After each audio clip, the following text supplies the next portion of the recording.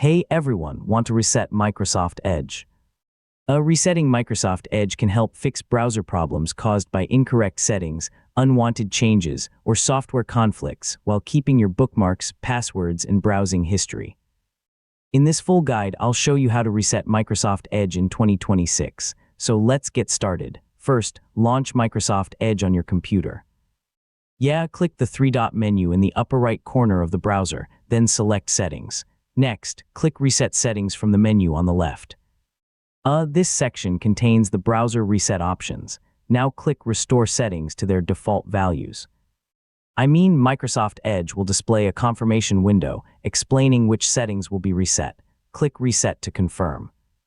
Microsoft Edge will restore its default startup page, new tab page, search engine, pin tabs, and other browser settings. Your bookmarks, saved passwords, and browsing history will remain available. After the reset is complete, close Microsoft Edge and open it again. Restarting the browser ensures that all the default settings are fully applied. Now you can customize Microsoft Edge again if needed. You can sign back into your Microsoft account, adjust your preferred settings, reinstall any trusted extensions, and enable features like sync if you use multiple devices.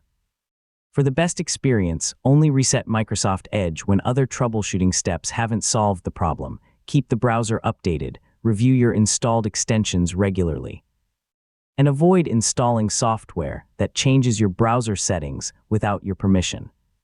These simple habits can help keep Microsoft Edge stable and secure, and that's how to reset Microsoft Edge in 2026.